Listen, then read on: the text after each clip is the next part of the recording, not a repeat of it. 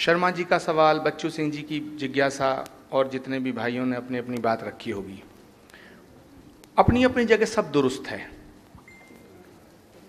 मैं इतना कहना चाहता हूं, मैं भी पीड़ित हूं कि वो धूप ही अच्छी थी इस छांव घनेरी से, वो जिस्म जलाती थी ये रूह जलाती है। गलतियां हुई, बहुत गलतियां हुई। जब आदमी किसी जिम्मेदारी पर पहुंचता है तो गलतियां भी करता है, अच्छी बात भी करता है, उसमें गलती होना कोई गलत नहीं है। लेकिन कब तक हम अपनी गलतियों का रोना रोएंगे? अतीत पे ज्यादा चर्चा नहीं करनी चाहिए हमको, हमें भविष्य की तरफ देखना है। मैं 5 बातें करना चाहता हूं। पहली, इसमें कोई शक नहीं है कि ये नालायक लोग हैं, मक्कार हैं, बहुत ही बदमाश और शातिर लोग हैं, इस पे चर्चा क्या करनी? This is obvious. हम सब एक दूसरे के जब प्रोग्राम में जाते हैं तो ये कहते हैं ये कर रहे हैं, ये कर रहे हैं। जैसे दिग्विजय सिंह जी को गाली देना, उनका धर्म है भाई, गाली देना धर्म है। मैंने ट्विटर में जब कभी कभी आप मेरे किसी ट्वीट को रिट्वीट करते हैं तो मैं आपके उसमें खाते में चला जाता हूं, तो मैं पहले एक दिन मैंने सोचा कि ये मुझे ही मिलती हैं गालियां तो मैंने सोचा ये ट्विटर मैंने कहां बवाल पे पड़ गया, इसे छोड़ देना चाहिए। इत्तेफाक से मुझे बड़ी प्रेरणा मिली दिग्विजय सिंह जी गालियों से मुझे बड़ी प्रेरणा मिली। मैं सच में, मैं ऐसा ही आदमी हूं। एक दिन मेरा मन किया, अच्छा खासा बिजनेस छोड़ के बाबा हो गया।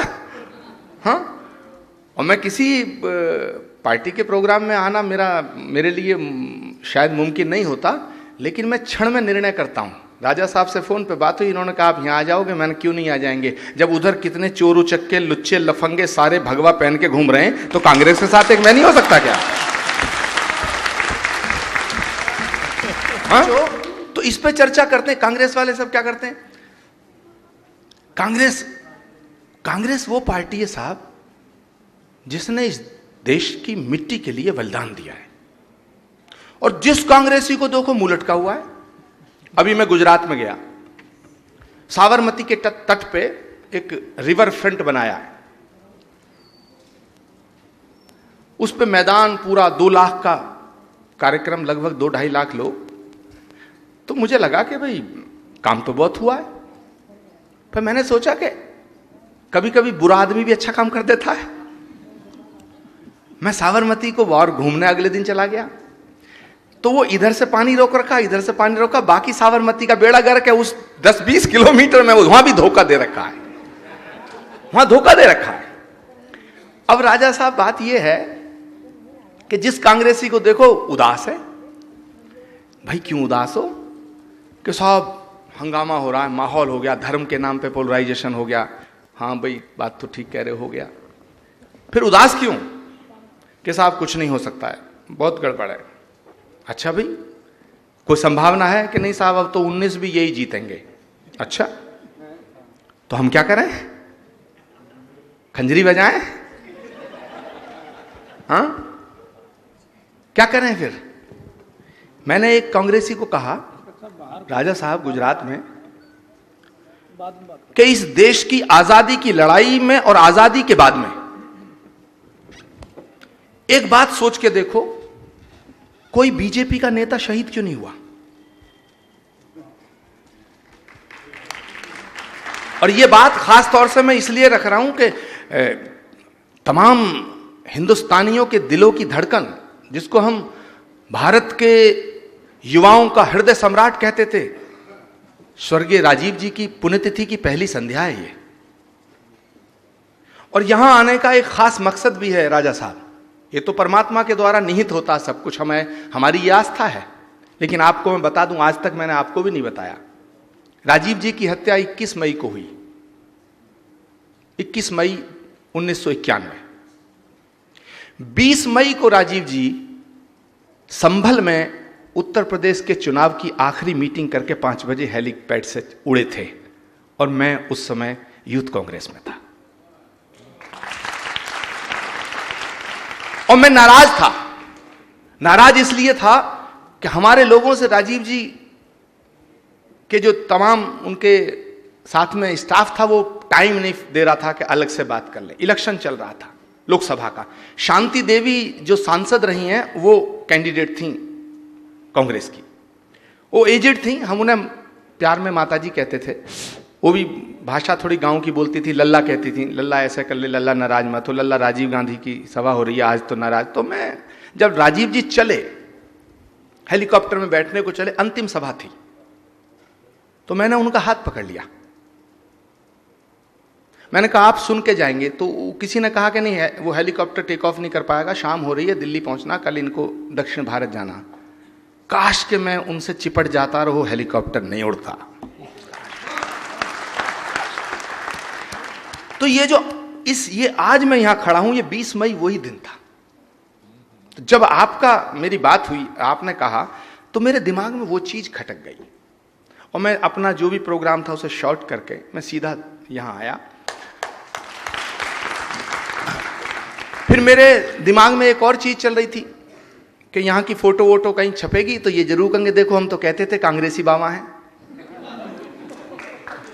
हाँ, ये कांग्रेस का काम नहीं हो रहा यहाँ पे जो है ये कांग्रेस के लोग नहीं, समर्थक हैं, कोई सदस्य नहीं है। मैं तो कह रहा हूं कांग्रेस का भी हो रहा, तो मेरी क्या पूंछ काटेंगे ये?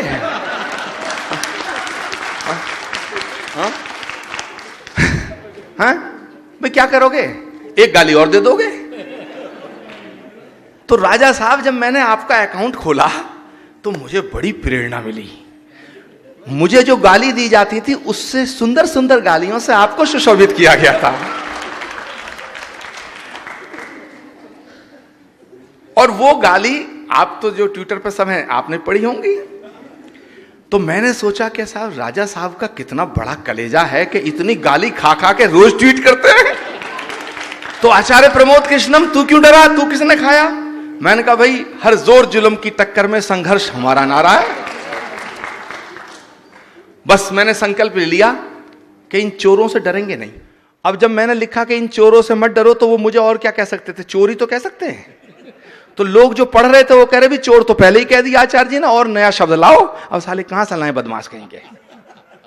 इतने लुच्चे लफंगों की पार्टी है ये भारतीय जनता पार्टी कि इनसे लड़ने के लिए सभ्यता मत सिखाओ इनसे। अरे गांधी की हत्या तुमने की, गांधी की हत्या, और गांधी की हत्या करके उसका चश्मा चुरा के स्वच्छ भारत लिख दिया। अबे निकम्मो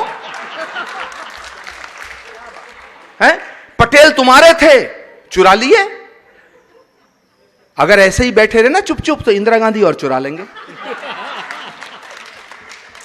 इसलिए राजा साहब ये जो कुछ ज्यादा पढ़े लिखे लोग कांग्रेस में घूम रहे हैं ना, इनसे कहो कि तुम भाई जब हमारी पावर आ जाएगी तो तुम्हें राज्यसभा एमएलसी बना देंगे। और एक और मेरी विनती है, जो हो गया हो गया, जो जिस पेशे में है उसका मास्टर है। भाई कोई एमबीए है, कोई इंजीनियर है, ऐसे ही वकील हैं, आपकी पार्टी में बहुत बहुत बड़े वकील हैं। भगवान की कृपा से थोड़ा इन वकीलों से कहो तुम वकालत कर लो यार, राजनीति हमें करन दो। इसमें क्या बिगड़ गया भाई, अपने ही तो हैं वकील भी। उनसे कहो साहब थोड़े दिन रुक जाओ, थोड़े दिन रुक जाओ। भाई नेतागिरी तो नेता करेगा, जो नेता बनाया नहीं जाता साहब, नेता तो बनता है। और नेता तब बनता है जब धक्के खाता है, नेता तब बनता है जब लाठी खाता है, नेता तब बनता है जब गाली खाता है, नेता बनता है। ये इतने बड़े मक्कार हैं। एक दिन एक भाजपा का महात्मा, नाम ले लेना चाहिए क्योंकि महात्मा तो हैं, हाँ नहीं, मुझसे बोला आचार्य प्रमोद कृष्णम तुम यार हमारे पीछे क्यों पड़े रहते हो, तुम्हारा एक स्टेटमेंट ऐसा नहीं है जो कभी तुमने हमारी तारीफ करी हो। मैंने कहा यार पहले तो तुम इतने खूबसूरत थोड़ी जो मैं इस उम्र में तुम्हारा पीछा करूंगा। हाँ ये बिल्कुल सही कन्वर्सेशन है, इसे आप मेरी तकरीर स्पीच ना माने, ये बिल्कुल कन्वर्सेशन है। मैंने कहा फिर भी एक बात बताओ, तुमने इस देश के लिए क्या किया है? आजादी की लड़ाई में तुमने कुछ किया? आजादी के बाद कोई तुम्हारा शहीद हुआ? बोले भाई आजादी की बात की तो बात छोड़ो, लेकिन यार आजादी की लड़ाई में हमारी पार्टी नहीं थी। ओहो, मैंने कहा तो फिर आजादी के बाद में कोई शहीद हुआ भाजपा का नेता? ये कांग्रेसी क्यों शहीद होते हैं? मरने को कांग्रेस, मौज लेने को ये। और आपकी पार्टी इल्जाम भुगत रही है, आपकी पार्टी में कोई नेता शातिर नहीं है, इनके यहां कोई भोला नहीं है, इनके यहां कोई भोला नहीं है। मैंने कहा भी देश की आजादी के बाद क्या हुआ? बोले आचार्य प्रमोद जी, हम लोग शहीद होने के लिए पैदा नहीं हुए, शहादत हम नहीं देते हैं, हम शहादत पे सियासत करते हैं। तो शहादत आप दें, शहीद आप हों, और सियासत और सत्ता ये भोग है। इतने नालायक हैं, ये पार्लियामेंट्री लैंग्वेज तो है वैसे, नालायक तो कोई गाली नहीं है, लुच्चा लफंगा सब कहना चाहिए इनको। राजा साहब, एक दिन मैंने ब्रेकिंग न्यूज देखी, गंगा को 2 सालों में बिल्कुल निर्मल कर दिया जाएगा और उसमें जहाज चलाया जाएगा, शिप चलाया जाएगा।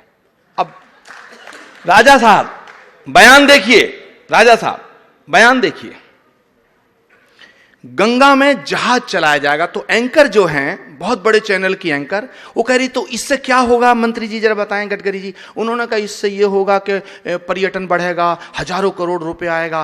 वो जो बाहर जो 5 स्टार होटल में जो वो किराए के टट्टू बैठे थे, ताली बजा रहे थे, तार तार तार तार तार। ठीक है, मुझे फोन आ गया, जैसे होता नहीं फोन, क्या आचार्य प्रमोद कृष्णम आप गंगा के आंदोलन से जुड़े रहे हो, भारत सरकार ने ये फैसला किया है और गंगा में जहाज चलाया जाएगा और उसका पर्यटन और ये शिप चलेगा। मैंने कहा भाई अकल के अंधों से, इनसे यही भाषा मेरी, मैंने कहा इन अकल के अंधों से, कोई इतने मक्कार सरकार है ये, अबे गंगा में नाव चलाने का पानी नहीं है, जहाज कैसे चल जाएगा?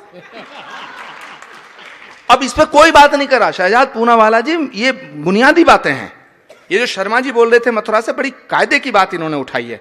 मुद्दा ये है कि राम, कृष्ण, भगवान, ये आस्था का सवाल है, ये किसी के मानने से तो कोई फर्क पड़ता नहीं। पर अब ये जो इसका स्वरूप बन गया है, वो क्या बन गया है? मैं इनकी बात से सहमत हूं कि बीजेपी से लड़ते लड़ते हमारे कांग्रेस के प्रवक्ता धर्म से लड़ना शुरू कर देते हैं। बड़ी बुनियादी बात कह रहा हूं। वो कहना शुरू कर देते हैं जैसे उन्हें अटैक करना बीजेपी पे। तमाम टेलीविजन में जितने आपके प्रवक्ता जाते हैं, एक दिन सुषमा स्वराज जी ने कहा कि गीता को राष्ट्र का ग्रंथ बनाएंगे, ठीक, गीता को, और खट्टर ने उस प्रोग्राम की अध्यक्षता करी। लेकिन गीता तो विश्व का ग्रंथ है, भगवान कृष्ण के करोड़ों फॉलोअर दुनिया में है, गीता को हम छोटा करने की कोशिश कर रहे हैं। इनका ना गीता से लेना है, ना गंगा से लेना, ना गाय से लेना। पहले इन्होंने गंगा बेची, राम बेचा, शिला बेची, खड़ाऊं बेचूं, अब गीता को बेचने चल दी। अब डिबेट का मूड ही बदल गया। तो मैं ये कहना चाहता हूं कि आप कुछ मुद्दे, इतनी गलतियां कर रही है ये भारत की सरकार कि जितनी गलतियां किसी और सरकार ने की नहीं। पिछली सरकार में तो एक 2G हुआ, क्या हुआ? 2G। ये तो 4G करने को तैयार है। अब आप कहोगे 4G क्या? मैं बताता हूं। एक 2G हुआ था ना, 2G। 4G क्या है? गाय, गंगा, गांधी और गुजरात। ये बेच रहे हैं, गाय को, गंगा को, गांधी को, गुजरात, सबको बेच रहे हैं और हम चुप बैठे। आंदोलन कैसे होना चाहिए? आपकी महिला कांग्रेस जो विंग है, NSUI, एक आंदोलन इस देश में खड़ा कर दो आप, यही देश होगा, यही धरती, यही देश की जनसंख्या, यही सब चीज होंगी। लोग इन्हें टमाटर अंडों से मारेंगे। किस बात पे आंदोलन? अब आंदोलन आपकी पार्टी करती है किस पे? GDP पे। अरे 2% आदमी समझते हैं GDP हो क्या। मैं आज तक नहीं समझ पाया GDP क्या है, मैं आज तक नहीं समझ पाया। और मैं MM में फर्स्ट डिवीजन हूं। जब मैं नहीं समझ पाया तो इस देश का 90% आदमी कैसे समझता होगा? आंदोलन हो रहा GDP पे। देखिए, अंग्रेजी से हमारी दुश्मनी नहीं है, लेकिन जितने टेलीविजन पे आपके प्रवक्ता जा रहे हैं, उनको थोड़ा सा उनमें वजन पैदा करो। उनमें वजन नहीं है। बात तो वो अच्छी कर रहे हैं बेचारे, मेरा चेला है, मुझसे अच्छा प्रवचन करता है, लेकिन लोग सुनते नहीं। हाँ, लोग नहीं सुनते। कि ना हमें तो गुरुजी चाहिए। ऐसे ही राजा साहब, आप अपने आप को, ये जो मैं आपका भी एक बात का विरोधी हूं बहुत ज्यादा, कह दूं मैं सबके सामने, जब जब आप ये कहते हो हम तो बूढ़े हो गए, पीछे जवानों को, अरे भाई बूढ़े की अपनी इज्जत होती है, अपनी कदर होती है, अपना वजन होता है। क्या बात करते हैं, क्या बात कर रहे हैं आप? हैं दिग्विजय सिंह, मैं मजाक नहीं कर रहा, दिग्विजय सिंह जैसा कद्दावर और दिलेर नेता अगला युग लगेगा पैदा होने में। क्या बात कर रहे हैं आप? और मैं आपके सामने कहना चाहता हूं, अगर आपकी जगह आपका बेटा मुझे बुलाता, मुझे उससे कोई ऐतराज नहीं है, मैं किसी कीमत पे नहीं आता। आपने बोल दिया, मैं आ गया। ये फर्क है, ये फर्क है। आपका बेटा है, मैं उससे प्यार करता हूं, जवान है, खूबसूरत है, अंग्रेजी बोलता है, इलेक्टेड है, एमएलए है, कांग्रेसी है, बट ना, मैं नहीं आता।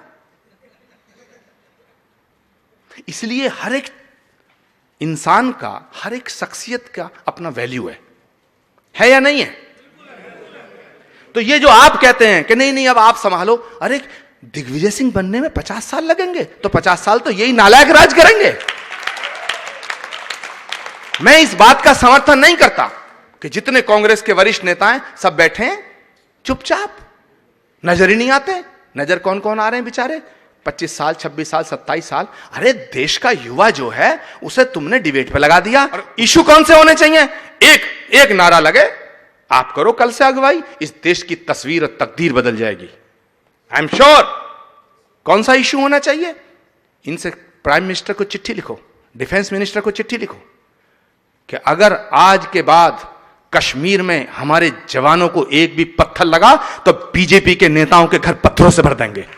ये देश खड़ा हो जाएगा, ये देश खड़ा हो जाएगा।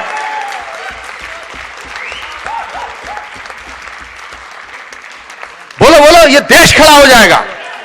यही सड़कें होंगी, यही रोड होंगी, यही ग्राउंड होंगे, इनके मुंह काले कर दिए जाएंगे। ये इशू होने चाहिए, आंदोलन होना चाहिए। लेकिन आंदोलन से हम हट गए। क्यों? हम लोगों की भावनाओं को समझते नहीं है या तो, और अगर हम समझते हैं तो उसको सदुपयोग उसका नहीं, मैं दुरुपयोग करने की बात नहीं कर रहा। ऐसे ही राम का मामला है, ऐसे ही कृष्ण का मामला है। कोई राम को पूजे, कोई कृष्ण को पूजे, कोई मस्जिद जाए, कोई मंदिर जाए। लेकिन राजा साहब, मैं एक बात बिल्कुल साफ तौर से कहना चाहता हूं, इस स्टेज पे शहजाद पूनावाला बैठे हैं और भी हमारे मुसलमान भाई होंगे। इस देश का सारा मुसलमान, तमाम बच्चा बच्चा अब यह चाहता है कि किसी तरह से इस सरकार से मुक्ति मिले। लेकिन वो ये चाहता, वो समझ रहा है, मुझे बहुत लोग कहते हैं, वो कहते हैं साहब आप हमें आगे मत करो। अगर आप हमें आगे करते हो तो ये कहते हैं तो मुस्लिम परस्त पार्टी है। हाँ, वो कहते हैं साहब इन राक्षसों से मुक्ति तो दिलाओ, इन शैतानों को बाहर तो भेजो, आप आगे तो आओ, हम तो पीछे चलने को तैयार हैं। लेकिन हमारी पार्टी के लोग जो हैं बेमतलब उन विचारों को बदनाम कर रहे हैं, बेमतलब। वो नहीं चाहते, वो तो अब ये भी कह रहे हैं कि साहब मंदिर बनाना बनाओ, झंझट तो काटो। अब आंदोलन इस पे होना चाहिए कि सुनो तुमने 5 वचन दिए थे, वादा मत कहना, वादा कहते ही भाषा में भी ये हिंदू मुसलमान कर देंगे। ऐसी भाषा बोलो, वचन दिए थे। वचन, पहला वचन था कि बहनों भाइयों, मां गंगा ने बुलाया है। हां, आप कहिए, अगर ये बात आप कहें कि हे गंगा पुत्र, इस देश का नक्शा देखना कैसे बदलता है। 2-4 दिन में बदल जाएगा, जिसके यूं बैठे सब यूं, कुछ नहीं हो सकता। ये लफ्फाज है, लफ्फाजों के बाप पैदा कर दो, ये चले जाएंगे। इनका कोई मतलब नहीं देश गड्ढे में जाए, रोजगार मिले ना मिले, इनका कोई मतलब नहीं, इनका कुछ मतलब नहीं है। इनसे कहो कि हे गंगा पुत्र, गंगा मर रही है, इतिहास माफ नहीं करेगा अगर गंगा मर गई, गंगा जिंदा कर। सवाल करो, 3 साल में 3 इंच गंगा साफ नहीं हुई, 3 इंच है। अभी तो हजारों करोड़ और खर्च होगा। और राजा साहब, दूसरा आंदोलन, इनसे कहो तुमने एक और वचन दिया था कि धारा 370 हटाएंगे कश्मीर में। अबे आतंकवादियों के साथ मिलकर सरकार चला रहे हो, शर्म नहीं आती? तुम्हारा नारा था ये, तुमने वचन दिया था, जहां हुए बलिदान मुखर्जी वो कश्मीर हमारा है। आज कश्मीर की आत्मा, श्यामा प्रसाद मुखर्जी की आत्मा तुम्हें धिक्कारती है। ये इशू होने चाहिए। देश तड़पेगा साहब, है? तुमने कहा था बूचड़खाने बंद करेंगे, एक बूचड़खाना उत्तर प्रदेश में बंद नहीं हुआ। जो एक जानवर एक काटे एक दिन में, उसे तो कहते हो अवैध, बंद कर देंगे, और 1000 मशीनों पे कट रहे हैं, उसे वैध कहते हो। अरे जिस प्रदेश का मुख्यमंत्री साधु हो, वह अंडा, मांस, मछली सब बंद करो। देखें इनकी मां ने दूध पिलाया कैसे बंद करता है। इनके गले में डालो, जिंदा सांप गले में डालो, इनके गले में डालो इनके। इनसे कहो साहब आप साधु हैं, आपने ही तो कहा था। इनसे सवाल करो, राजा साहब इनसे सवाल करिए। मैं तो कह रहा हूं आप ही करिए। आप सवाल करिए कि अगर मुख्यमंत्री कोई साधारण नेता होता, वो ये बात कहता तो चलता, लेकिन एक साधु कह रहा है बूचड़खाना वैध भी होता क्या? आहा, क्या बात है। बूचड़खाना वैध, वो योगी कह रहा बूचड़खाना वैध, तो आधे तो वैसे ही कहेंगे कि बड़ा बुरा बदमाश साधु है। तो बूचड़खाना वैध, घर घर में चर्चा होगी, बूचड़खाना वैध नहीं होता भाई। मेरा कहने का तात्पर्य यह है कि हालात थोड़े से दिख रहे हैं बहुत खराब हैं, या ये भी कहिए बहुत ज्यादा खराब हैं। उसके कहने से और उसका रोना रोने से तो ठीक नहीं होंगे। ठीक कैसे होंगे? ठीक होंगे लड़ाई से, ठीक होंगे आंदोलन से, ठीक होंगे जब देश को हम जगाएंगे कि देखो तुमसे झूठ बोला और निरंतर बोल रहे हैं, निरंतर बोल रहे हैं। अब आपको गाली देते हैं, 20-25-100 आदमी लगा रखे होंगे इन्होंने सोशल मीडिया पे। मैं तो कह रहा हूं इतनी बड़ी पार्टी, देश के 70, अभी भी लाखों लोग हैं हमारे कार्यकर्ता जो गांव में चुप बैठे हैं। आप एक बड़ा आयोजन करिएगा और उसमें से चंद लोग तैयार करिएगा। कैसे? जो ये कहें कि मुझे चाय नहीं चाहिए, मुझे समोसा नहीं चाहिए, मुझे खाना नहीं चाहिए, मैं अपनी जिंदगी के 1 साल तुम्हें 365 दिन दे रहा हूं, उन्हें तैयार करिए। और उनको कोई काम मत दीजिए, सिर्फ एक काम दीजिएगा कि तुम गांव जाओ, एक आदमी को 5 गांव दे दो, गांव में जाओ और जो कांग्रेसी मिले उसका रिकॉर्ड 25 साल पुराना, 30 साल पुराना, 40 साल पुराना, उसके पांव छुओ। मैं कह रहा हूं इतने कार्यकर्ता मुफ्त में आपको मिल जाएंगे। लोग चाहते हैं कि कांग्रेस बचे, लोग चाहते हैं कांग्रेस मजबूत हो, लोग चाहते हैं कि अगर कांग्रेस मिट गई तो यह देश मिट जाएगा। लेकिन हम उनको गलत दिशा में दे रहे हैं, हम उनको उनका इस्तेमाल ठीक नहीं कर रहे हैं। इसलिए मेरा निवेदन यह है कि पहले तो मैं आप सबका शुक्रिया अदा करता हूं, आपका आभार व्यक्त करता हूं कि आपने मेरा बड़ा सम्मान मुझे दिया। और चाय की तलब लग रही थी, चाय पिलाई आता ही है ना। और जिन्होंने ये कार्यक्रम ऑर्गेनाइज किया है, आज मुट्ठी भर लोग हैं, लेकिन चिंगारी छोटी होती है, उसे हवा दे दो शोला बन जाती है, फिर कुछ भी कर देती है, शोला बन जाती है। तो लेकिन आपने क्या करा?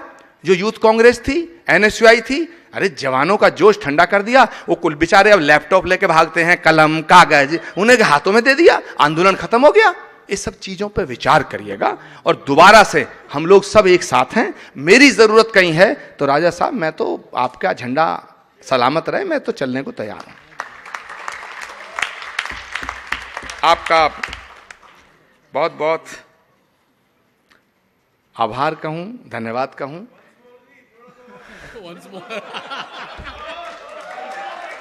नहीं, कभी फिर। और मैं राजा साहब से एक अनुरोध करना चाहता हूं अंत में कि मावलंकर हॉल के अंदर ये हमारे भाई बहन सब युवा साथी बैठे, रामलीला मैदान में एक रैली बुलाओ। और राजा साहब, और सुनिए, एक भी रुपया हमें मत दो, ओपन कह रहा हूं। रामलीला मैदान को जिस समय लबालब हम लोग भरेंगे ना, और 1000 साधु आएंगे और वो कहेंगे ये चोर हैं, ये रामद्रोही हैं, तो राजा साहब रामलीला मैदान चुनो। ये डॉक्टर सागवान है हमारा, हरियाणा से आया, जरा भाई ताली बजा दो, ये हमारा बहुत ही प्रेमी है बच्चा। राजा साहब इनको टाइम दो, कभी ये भी जवान है, इसके साथ सैकड़ों लड़के हैं जो कह रहा मैं कांग्रेस के लिए कुछ करना चाहता हूं।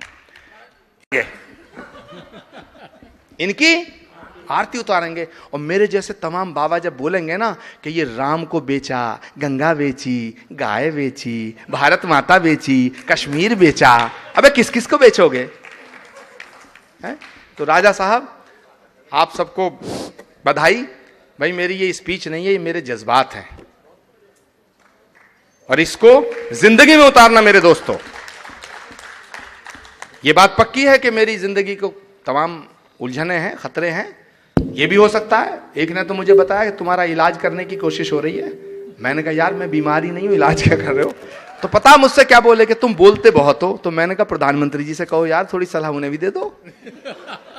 तो ये देश जो है ऐसे मोड़ पे है कि आपको खड़ा होना पड़ेगा। और एक बात और कह के मेरे मन में आ रही एक बात कह के कि ये देश को, इस देश को कांग्रेस पार्टी ही बचा सकती है। ये जो रीजनल पार्टी हैं, ये तमिलनाडु में फलाना समाजवादी, फलाना ढिमाका, इनके पीछे पीछे लगो। अरे आप ताकत खड़ी करो, ये तो तलवे चाटते हो तुम्हारे साथ आएंगे।